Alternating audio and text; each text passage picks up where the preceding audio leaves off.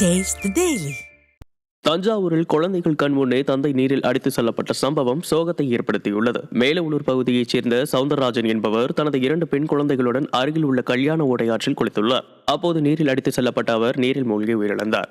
இந்நிலையில் தனது தந்தை ஆற்றில் விளையாடுவதாக எண்ணி குழந்தைகள் அதனை வீடியோ எடுத்துள்ளனர். தந்தை இறந்தது தெரியாமல் குழந்தைகள் வீடியோ எடுத்த சம்பவம் அப்பகுதியில் பெரும் சோகத்தை ஏற்படுத்தியுள்ளது. திண்டுக்கல் மாவட்டம் பழனி முருகன் கோயிலில் பொங்கல் தினத்தையொட்டி ஆயிரக்கணக்கான பக்தர்கள் குவிந்தனர். பழனி தண்டாயுதபாணி சுவாமியை பொங்கல் தினத்தன்று வழிபட பல்லாயிரக்கணக்கான பக்தர்கள் பாத யாத்திரையாக கோயிலுக்கு வருகை புரிந்தனர். சிலர் ஆட்டம் பாட்டத்துடன் காவடி எடுத்து வந்தும் நேர்த்திக் கடன் செலுத்தினர்.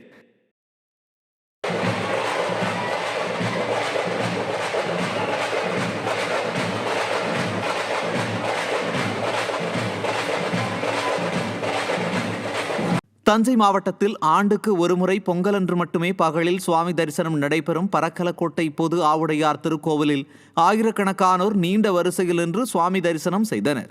ஆண்டுக்கு ஒருமுறை மட்டும் தைப்பொங்கல் அன்று பகலில் மட்டுமே இந்த கோவிலில் தரிசனம் செய்ய முடியும் என்பதால் தமிழகத்தின் பல்வேறு மாவட்டங்களில் இருந்து அப்போது நெல், நவதானியம், ஆடு, கோழி, இளநீர் உள்ளிட்டவைகளை பொது ஆவுடையாருக்கு காணிக்கையாக செலுத்தினர்.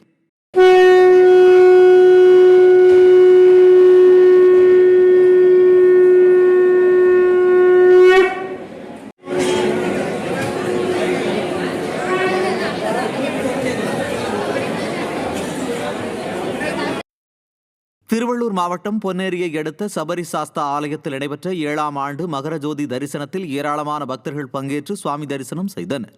சைனாவரம் கிராம ஸ்ரீ சபரி சாஸ்தா ஆலயத்தில் மகரஜோதியை முன்னிட்டு ஐயப்பனுக்கு நெய், பால், பன்னீர் மற்றும் இளநீர் உள்ளிட்ட அபிஷேகம் நடைபெற்றது. இதைத் தொடர்ந்து 15 அடி நீள கம்பத்தில் மகரஜோதி ஏற்றப்பட்டது. இதில் பொன்னேரியை சுற்றிய பக்தர்கள் திரளானோர் பங்கேற்று சுவாமி தரிசனம் செய்தனர். கணபதி பகவானே, ஜோதியே.